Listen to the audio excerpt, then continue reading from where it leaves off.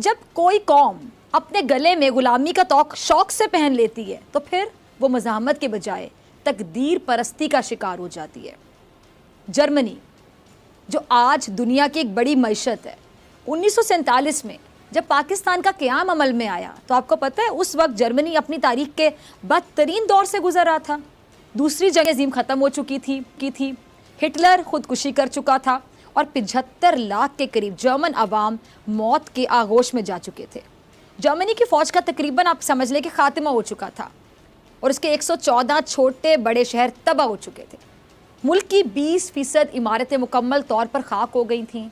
ذرات کی اگر میں بات کروں تو ذرات 65% کم ہو گئی تھی، بجلی بند تھی، سڑکیں تباہ حال تھیں، بندرگاہیں ناقابل استعمال ہو چکی تھیں، انڈسٹری کا برا حال تھا، کرنسی بھی ختم ہو چکی تھی، خرید و فروخت کے لیے لوگ بارٹر سسٹم پر مجبور ہو چکے تھے۔ جس زمانے میں کرنسی یا سونے چاندی جیسی قیمتی دھاتوں کا استعمال وجود میں نہیں آیا، تب تجارت اور لین دین کے لیے لوگ چیز کے بدلے چیز بطور رقم دیتے تھے، یعنی اگر کسی نے کوئی چیز خریدنی ہے تو اس کی قیمت کوئی انسان، جانور یا کوئی اور چیز ہوتی تھی جسے بارٹر سسٹم کہا جاتا تھا۔ اچھا، دوسری جنگ عظیم کے بعد جرمنی کی حالت یہ ہو گئی کہ وہاں لوگوں کی جو زندگی ہے، لوگ زندگی گزارنے کے لیے بارٹر سسٹم کا سہارا لینا پڑ گیا انہیں۔ جرمنی 2 حصوں میں تقسیم ہو گیا۔ 1945 سے 1955 تک 10 سال جرمنی کے 1,40,00,000 افراد کیمپوں میں پناہ گزین رہے، اور 1962 کی اگر میں بات کروں تو 1962 تک جرمنی امریکی امداد پر چلنے والا دنیا کا سب سے بڑا ملک تھا۔ دنیا کے 14 ممالک اس وقت جرمنی کو امداد دے رہے تھے، اور آپ کو پتہ ہے، آپ حیران ہوں گے، ان امداد فراہم کرنے والے ممالک میں ہمارا پاکستان بھی شامل تھا۔ یعنی پاکستان امداد دینے والے ممالک میں شامل تھا کسی وقت میں، کسی دور میں، ایوب خان صاحب کے دور میں پاکستان نے جرمنی کو 20 سال کے لیے 12 کروڑ روپے قرض دیا تھا۔ جرمن چانسلر نے اس مہربانی پر حکومت پاکستان کا باقاعدہ شکریہ ادا بھی کیا تھا۔ اچھا، 60 کی دہائی تک جرمنی کی حالت یہ تھی کہ جرمن حکومت نے پاکستان سے 10,000 ہنرمند مانگے، اور یہ تھا آپ کہہ لیں کہ نصف دہائی پہلے کے جرمنی کا احوال۔ اب آج کے جرمنی کی بات کر لیتے ہیں۔ آج کا جرمنی دنیا کی 4تھی بڑی معیشت ہے، اور آج کا پاکستان جس کا شمار دنیا کی 30 بڑی معیشتوں میں بھی نہیں ہوتا ہے۔ جرمنی کا جی ڈی پی اگر میں بات کروں تو $3,000 بلین سے زائد ہے، اور اگر پاکستان کی جی ڈی پی کی بات کروں تو اس کے آدھے کا آدھا بھی نہیں ہے۔ جرمنی کی جو اینول ایکسپورٹس ہیں $2,000 ارب سے زائد ہیں، جبکہ پاکستان کے ایکسپورٹس کی بات کروں تو $100 ارب بھی نہیں ہے۔ جرمنی کے فارن ایکسچینج ریزروز $200 بلین سے زائد ہیں، اور پاکستان کے $50 ارب سے بھی کم ہیں۔ یہ وہ جرمنی ہے جس سے کبھی پاکستان نے قرضہ دیا تھا۔ جرمنی جو تقریباً ختم ہو چکا تھا، اس نے خود سالوں لگا کر دوبارہ خود کو اٹھایا۔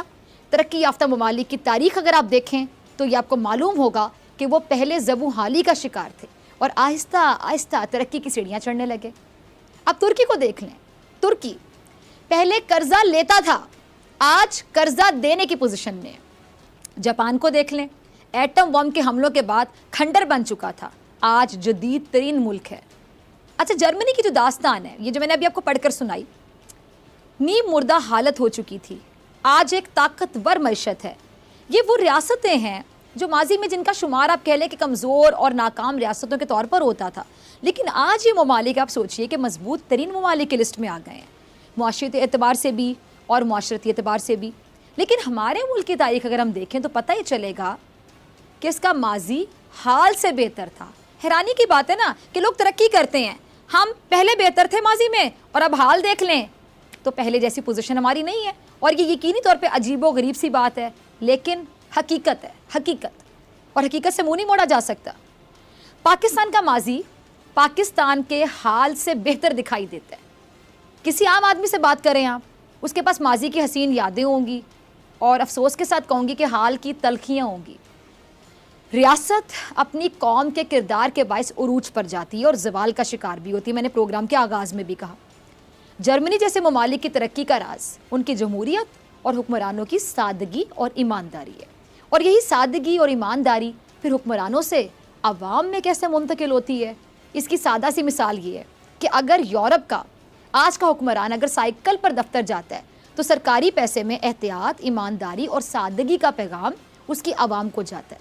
اور جب ہمارے حکمرانوں کے صرف ایک بچے کو لینے پورا سرکاری جہاز خالی جاتا ہے اور خالی آتا ہے، اور جن کے صرف کھانے مری لے جانے کے لیے یا پھر لانے کے لیے سرکاری ہیلی کاپٹر ہفتوں مصروف رہتے ہیں، اس سے یہاں کے عوام کو اب کیا میسج جائے گا، کیا پیغام جائے گا؟ آپ سوچیے.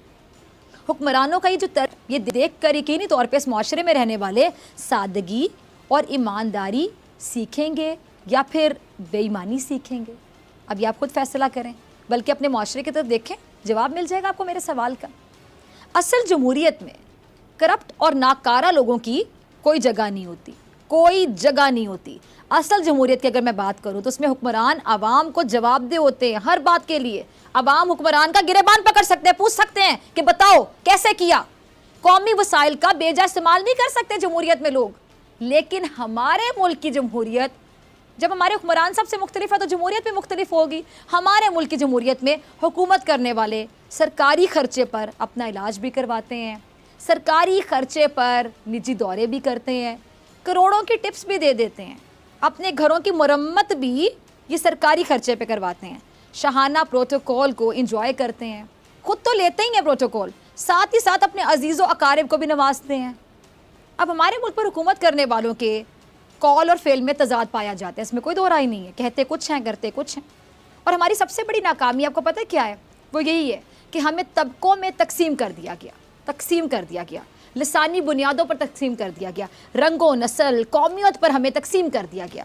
اور بحیثیت قوم میں آپ سے پوچھتی ہوں، ہمارا کردار کیا ہے؟ معاشرے کی اصلاح کرنے کے لیے کوئی نہ کوئی پلان ہوگا نا. ہمارا پلان کیا ہے؟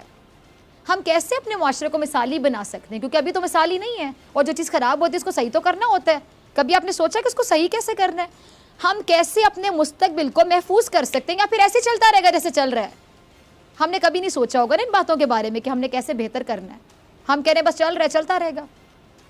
کوئی بھی ملک اپنی قوم کے رویوں سے ترقی کرتا ہے، لیکن یہاں نہ حکومت کرنے والوں کے رویوں میں کوئی خاصی سنجیدگی دکھائی دی ہے، اور افسوس کے ساتھ کہوں گی نہ ہی جن پر حکومت کی گئی وہ کبھی خود سے زیادہ سنجیدہ ہوئے.